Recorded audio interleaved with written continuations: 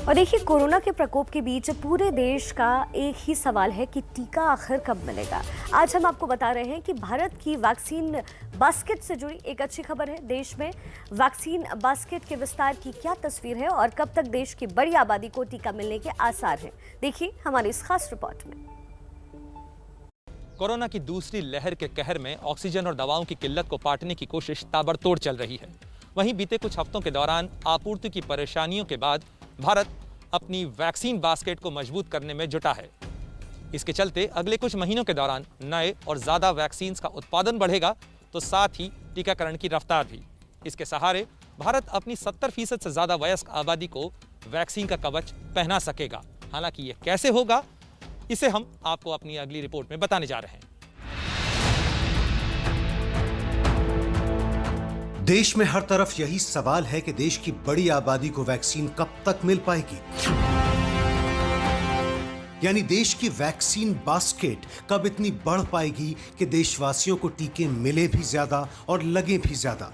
हम भारत सरकार के दिए वैक्सीन के ऑर्डर और वैक्सीन के उत्पादन के समय के आधार पर आपको ये बताने वाले हैं कि देश की तकरीबन 70% आबादी को कब तक वैक्सीन मिल पाएगी।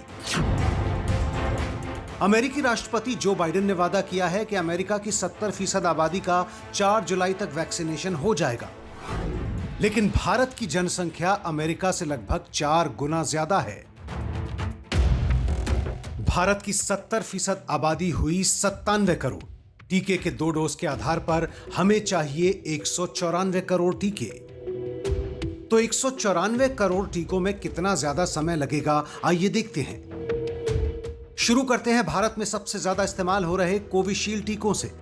सरकार के उच्च पदस्थ सूत्रों ने एबीपी न्यूज को बताया है कि हाल ही में कोविशील्ड बनाने वाले सीरम इंस्टीट्यूट ऑफ इंडिया के प्रमुख आदार पूनावाला से फोन पर वरिष्ठ अधिकारियों की बात हुई। पूनावाला ने कच्चे माल की कमी की शिकायत दूर होने और उत्पादन बढ़ाने के लिए जरूरी सामान होने का भरोसा दिया। इसका नतीजा यह है कि अगले 3 महीनों में सीरम इंस्टीट्यूट से 11 करोड़ कोविशील्ड टीके मिलेंगे। अगर हर 3 महीने में 11 करोड़ टीकों को आधार बनाया जाए तो मार्च 2022 तक कोविशील्ड के 44 करोड़ टीके देशवासियों को मिल चुके होंगे। इसी तरह भारत बायोटेक की कोवैक्सीन और रूस से आने वाली स्पुतनिक 5 के आंकड़ों पर नजर डालें तो भारत की वैक्सीन बास्केट की साफ तस्वीर नजर आती है। सरकार के वैक्सीन ऑर्डर और वैक्सीन कंपनियों के उत्पादन को आधार बनाकर एबीपी न्यूज की रिसर्च में ये आंकड़े सामने आते हैं। भारत की वैक्सीन बास्केट में जुलाई 2021 से लेकर मार्च 2022 तक कोविशील्ड के 44 करोड़ टीके होंगे, कोवैक्सीन के 60 करोड़ टीके मिलेंगे और रूस की स्पुतनिक 5 के 36 करोड़ टीके, यानी मार्च तक कुल टीके मिलेंगे 140 करोड़। इसके अलावा अमेरिका की Moderna vaccine, Johnson and Johnson की वैक्सीन और फाइजर की वैक्सीन के आने की भी उम्मीद है। यानी साफ है कि अगले साल मार्च तक भारत अपने वैक्सीन बास्केट में लगातार विस्तार करेगा और देश की 70% आबादी को 194 करोड़ टीके देने के लक्ष्य तक पहुंच जाएगा।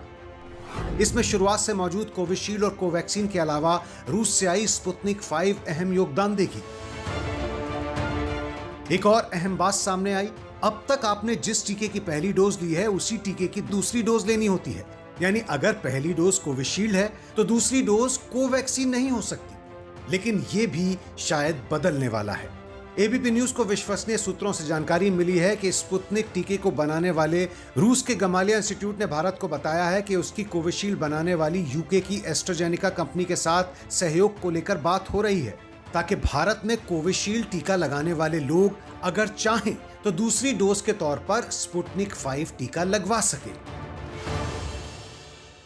टीकाकरण की रफ्तार बढ़ाने और मांग व आपूर्ति का तालमेल बैठाने के लिए भारत ने एक नई वैक्सीन मिक्स योजना तैयार की है।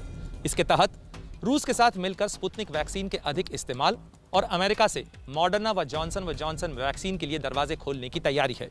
इसके अलावा स्वदेशी कोवैक्सीन बना रही भारत बायोटेक कंपनी को भी अपने उत्पादन की क्षमता 2 गुना से ज्यादा बढ़ाने के लिए कहा गया है।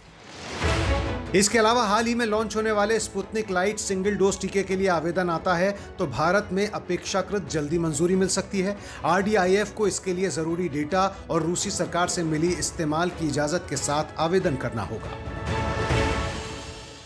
इस समय सरकार का बड़ा ध्यान भारत की वैक्सीन बास्केट को मजबूत करने पे है, ताकि ज्यादा से ज्यादा लोगों को टीके लगाए जा सकें। ध्यान रहे कि बीते 4 महीनों में भारत के 16 करोड़ से ज्यादा लोगों को वैक्सीन लगाया गया है, लेकिन अब भी भारत की बहुत बड़ी आबादी कोरोना रोधी टीकों से दूर है। ऐसे में कोरोना की तीसरी लहर को लेकर बढ़ रहे खतरों के बीच चुनौती होगी 3 से 4 महीनों में भारत की ज्यादा से ज्यादा वयस्क आबादी को कोरोना टीकों से लैस करने की, क्योंकि इस बात की अहमियत अब सबको समझ आ गई है कि ये जंग बिना वैक्सीनेशन के नहीं जीती जा सकती। प्रणय उपाध्याय, दिल्ली, एबीपी न्यूज।